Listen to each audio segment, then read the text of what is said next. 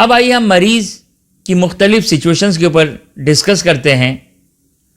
خب مریض مثال کے طور پر یورین بیگ میں کے ساتھ کس طرح وضو کیا جائے, کس طرح نماز کو انجام دیا جائے.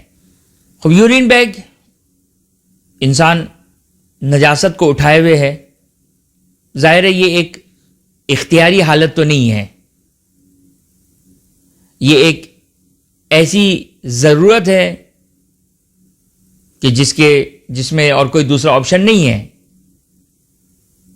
مجبوری ہے, یہ ضروری ہے. یہ اگر ضروری نہیں ہے, مجبوری نہیں ہے, تو انسان کے لیے واجب ہے کہ نارمل طریقے سے عبادتوں کو انجام دے. لیکن اگر مجبوری ہے, بیماری ہے, علاج ضروری ہے, مجبور ہے یہ شخص, کوئی مذائقہ نہیں ہے. عام طور پر یورین بیگ کا اعضائے وضو سے کوئی تعلق نہیں ہے. وہ فرض ہے کہ آپ وضو کر سکتا ہے, وہ خوب نارمل وضو کرے گا وہ, اور اگر نارمل کھڑے رہ کر نماز پڑھ سکتا ہے,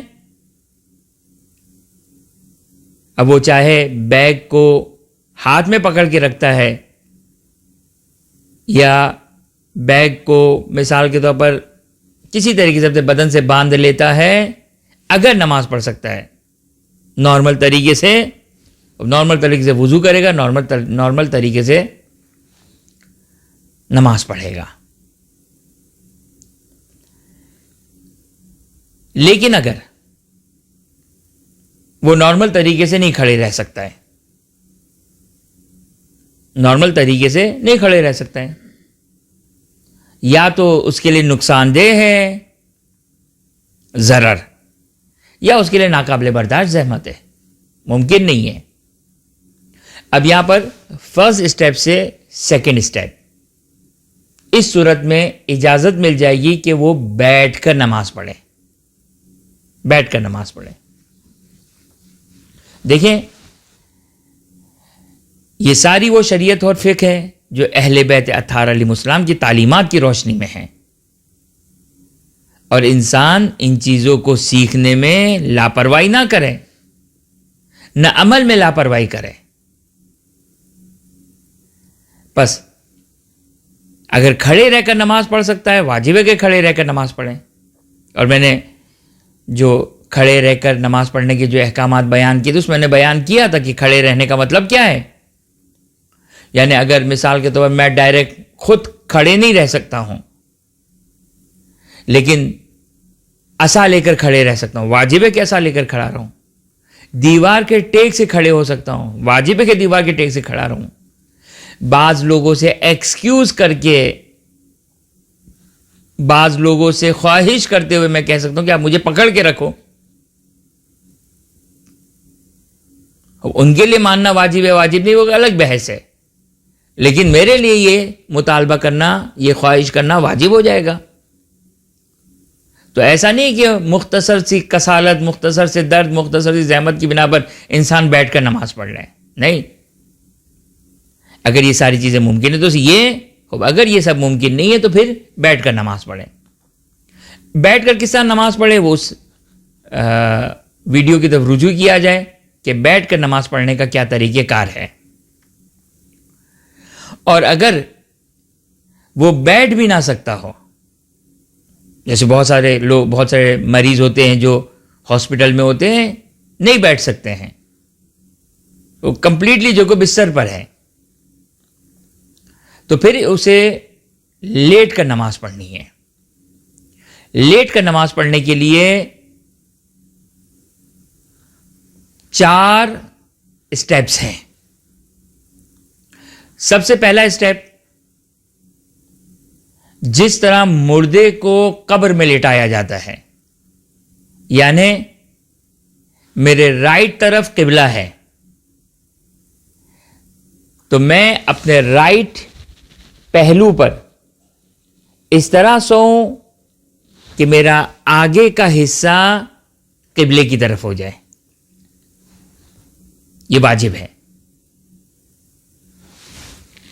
اب گھر میں بستر کی اس طرح سیٹنگ کی جا سکتی ہے، لیکن بعض اوقات ہاسپٹل میں یہ پاسبل نہیں ہوتا ہے.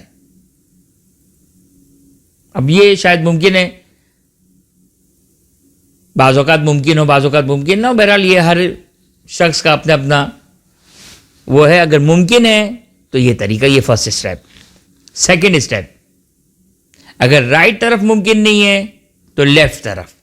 کہ فار ایگزامپل قبلہ جو کو میرے لیفٹ طرف ہے اور میں اپنے بیڈ کو، اپنے بستر کو اس طرح نہیں سیٹ کر سکتا ہوں کہ میں رائٹ شولڈر کے اوپر لیٹ کر نماز پڑھوں. لیفٹ شولڈر کے اوپر پاسبل ہے تو واجب second step left side, left shoulder کے اوپر لیٹوں اور میرا آگے کا حصہ قبلے کی طرف ہو. اگر یہ بھی پاسبل نہیں ہے تو پھر اس صورت میں پیٹھ کے بل جو حالت احتضار میں ہے، جب انسان مر رہا ہوتا ہے تو واجب ہے کہ انسان اس حالت کو کہتے ہیں حالت احتضار. واجب ہے کہ انسان پیٹھ کے بل اس طرح لیٹے کہ انسان کے پیروں کے تلوے قبلے کی طرف ہوں. لہٰذا اگر مثال کے طور پر اگر میں بستر پر لیٹا ہوں، بیمار ہوں، نہیں کھڑا ہو سکتا ہوں، بیٹھ بھی نہیں سکتا ہوں، رائٹ اور لیفٹ کا بھی خیال نہیں رکھ سکتا ہوں، تو اب میں پیٹھ کے بل اس طرح لیٹوں کہ میرے پیروں کے تلوے قبلے کی طرف ہو. یہ تیسری سچویشن. اور چوتھی سچویشن یہ کہ نہیں، یہ کچھ بھی پاسبل نہیں ہے، نہ رائٹ نہ لیفٹ نہ پیٹھ، نہیں، اور کچھ نہیں ہو سکتا ہے، نہ بیڈ ہل سکتا ہے. اس صورت میں صحیح مجبوری ہے. اب مجبوری کی صورت میں جس طرح بھی اس کے لیے ممکن ہو نماز پڑھنے صحیح ہے.